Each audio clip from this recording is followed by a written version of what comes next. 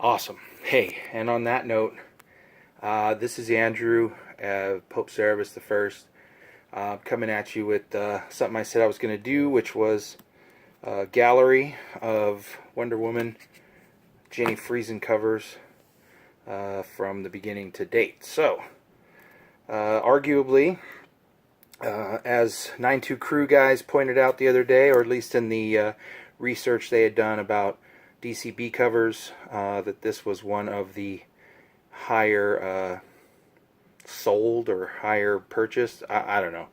But either way, yeah, that is the first super badass cover, issue number 7. Very much like this, also the number 8. 7 and 8 possibly subtle enough to get under some people's radar, especially back at that time when no one was really maybe used to or differentiating yet between the DC A and B covers. Shoot, now that I look at this is just classic awesome right here. I like that 9. Number 9.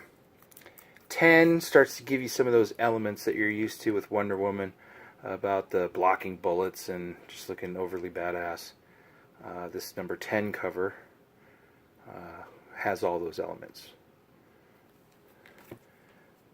Now we really get into this. This is just like, man oh man, this is some intense stuff. And if I'm not mistaken, in the storyline too, it's a lot of mental hijinks going on in the story. But this really typifies the type of power that J.Frison can convey. I mean, that's looking right into your soul. So much so, I bought another one at the time. I just was totally into it, I guess. Number 11. Number 12.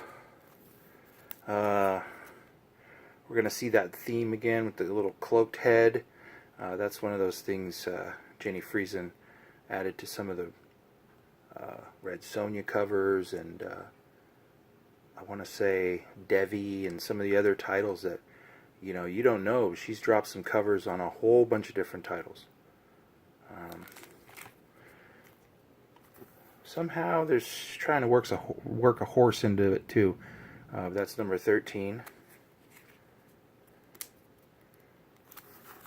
Kind of a somber cover here, number 14. And once again, back to the fractured, number 15. Originally, when I thought I had 15, I passed on 11 because I thought I had it with what I thought the cracked mirror was that. So for a while, I was actually missing issue 11. Here's like a manticore or something or another that she's riding on. That's pretty cool. Probably this is actually where I started collecting the covers, was right here actually. It was issue 17. I saw that cover as she's transforming, from Wonder Woman to, or vice versa, I don't know, whatever. She's transforming, and I just thought, man, that's a great cover. And then that's when I realized that I really liked the face, and I think I'd seen that style of art before, and this and that, and then off to the races.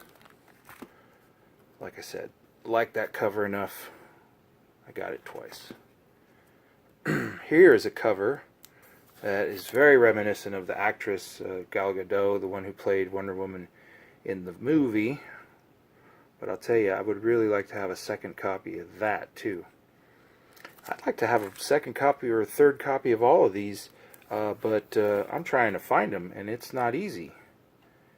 Alright, issue 19. A particular favorite, but I don't know why it seemed that these are still readily available. Well, maybe not this cover. I don't know. Maybe in your area there's Frison Wonder Womans to throw up in the air, but around here I don't see a ton of them. Really great pose. Look back. Really love that cover of issue 20. Kind of an interesting cover. You know, possibly a little off or whatever. But that's another thing J.Frison does, is she doesn't mind to shadow the face of her whoever she's depicting. But issue 21 kind of does that. I don't know. Do you like this cover? Is that cool? Issue 22. Well, answer that question.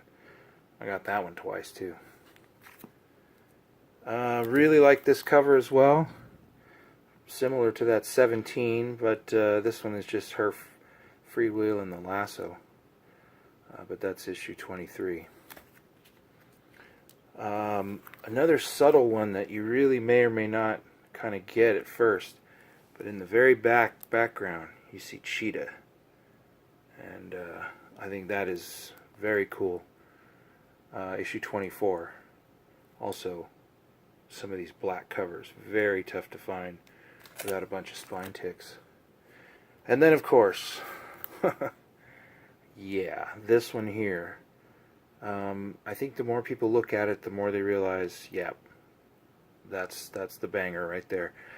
Issue 25. I found one of these out in the wild recently, and it had a very substantial V, pating, right there in the middle.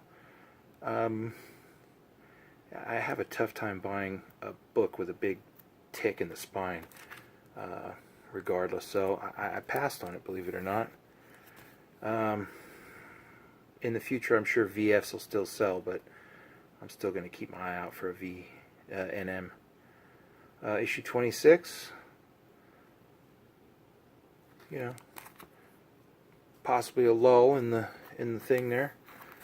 Sorry if that was one of your favorite covers. This one here, 27, with the bluebirds. Yeah, it's cool. And then issue 28. You know, kind of not sure. I mean, what may be of interest is how or what the cover is going to do or mean in the story. I admit I am not completely up on this Wonder Woman as a read, but that's the only thing I think that might be a little bit more, as these covers go on, maybe what gets a little monotonous about it is that how much does the image or the usherance into the book itself really lend to what's being done. I don't know. But I focus on this last one that I have, issue 29, and this here is really cool. I mentioned in my last vid how I think this is really an homage to that Pulitzer Prize winning photojournalist took of a small girl with her head wrapped in this like a reddish cloak. I don't know the specifics, and probably should have looked that up for the information. But hey, I just wanted to do this real quick to throw it down and show everyone the cover gallery for J.Frison. This is Pope Cerebus, out.